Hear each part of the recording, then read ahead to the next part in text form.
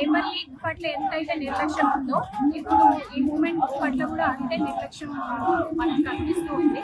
ఇట్లానే ఇంకా నిర్లక్ష్యం చేస్తే ఖచ్చితంగా మూమెంట్ ఇంకా స్ట్రెంగ్తన్ అయ్యే అవకాశాలు ఉంటాయి.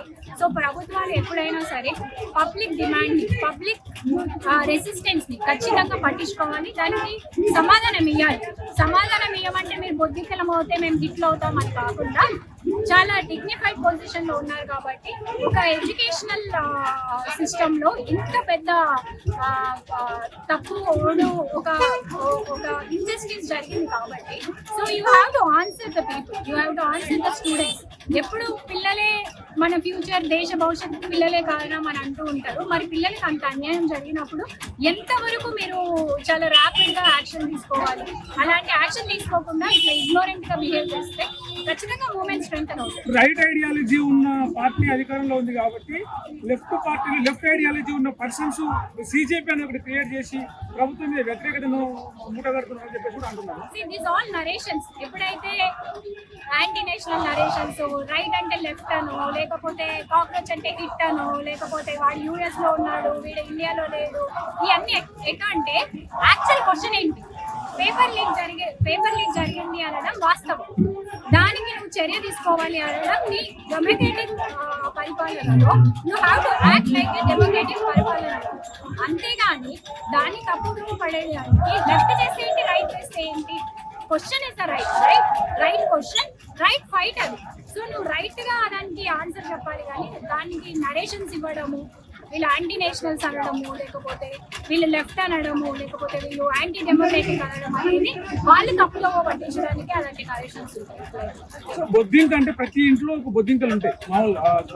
మాట్లాడిన మోడల్ అని బట్టి చూస్తే సో ప్రతి ఇంట్లో ఇప్పుడు బొద్దింకల పార్టీ గురించి చర్చ జరుగుతుంది. ఎందుకు బొద్దింకల పార్టీ అంటే, జిల్లా పురుగుల పార్టీ అంటే.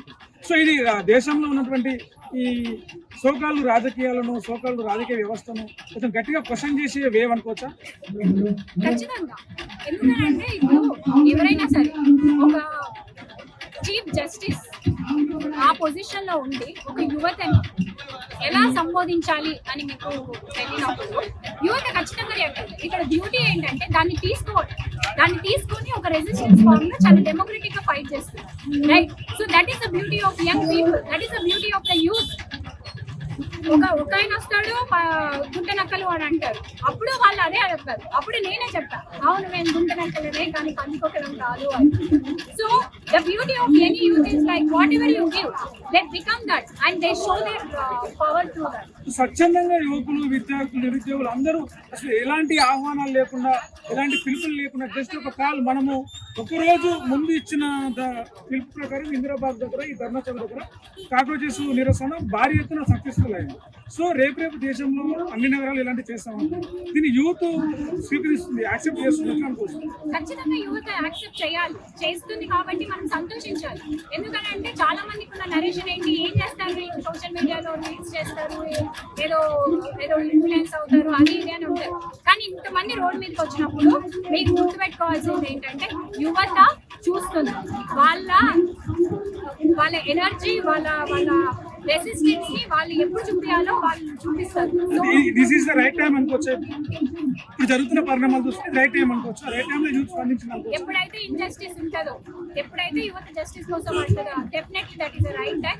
యువత ఏమీ అన్ఎడ్యుకేటెడ్ కాదు, యువతకి స్పృహ లేకుండా బిహేవ్ చేయదు, యువత ఎప్పుడు స్పృహతోనే బిహేవ్ చేస్తుంది. And every time that when a youth is coming forward, A student is coming forward and asking government, people coming forward and asking government that this is kind of injustice that happening to us and you have to do your thing and we need justice అన్నప్పుడు అది right టైమే.